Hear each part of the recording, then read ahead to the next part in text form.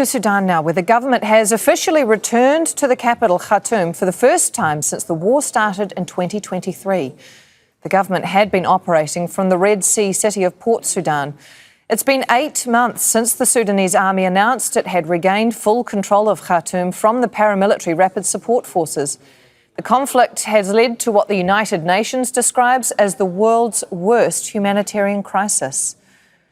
The governor of Darfur says a joint military operation is being carried out in Darfur and North Kordofan to liberate the regions from the paramilitary rapid support forces.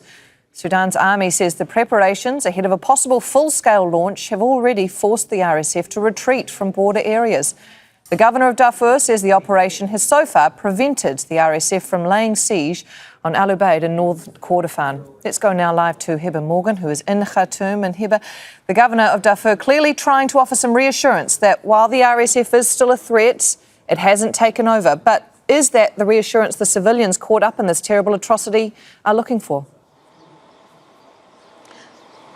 Yes, well, we're talking about people who have been affected by the conflicts and the fighting, especially in the Darfur region and in the region of Kordofan. Now, the United Nations says that thousands of people have been fleeing their homes from the Kordofan region in recent days. Meanwhile, hundreds of thousands have already fled in the Darfur region, many of them crossing into neighboring Chad and others going into places like Tawila, which is another rebel stronghold, to avoid fighting between the Sudanese army and its allied forces and the paramilitary rapid support forces.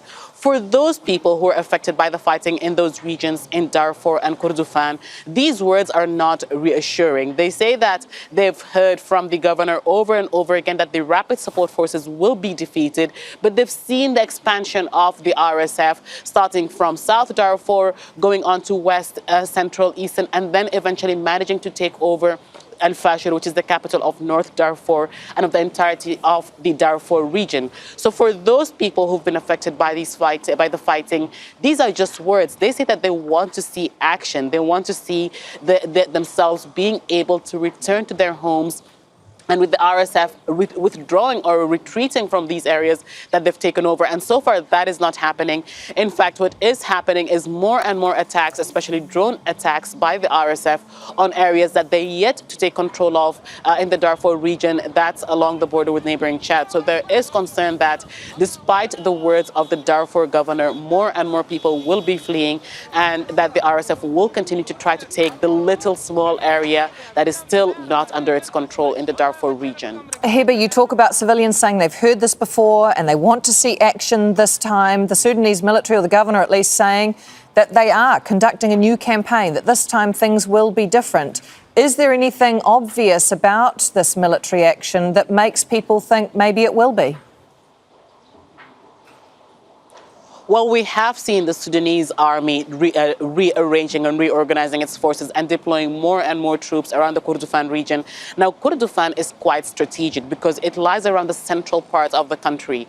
For the rapid support forces, taking control of Kordofan means that it has easier access to the central, eastern, and northern parts of the country. For the Sudanese army, it means that maintaining control of the Kordofan region and taking over areas controlled by the RSF gives it easier access or the ability to launch attacks into the Darfur region.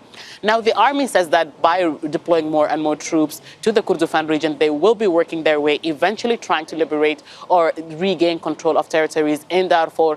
That operation is yet to actually start. In the past few days, they have been able to regain territories in the Kordofan region, especially around South and North Kordofan.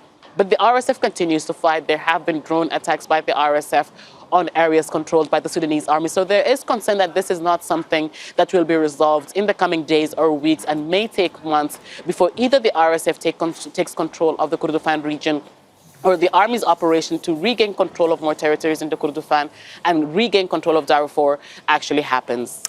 Hiba Morgan joining us from Khartoum. Thank you. Don't miss out and get the full picture. Subscribe to Al Jazeera for reliable news and expert insights. Like, share, stay ahead.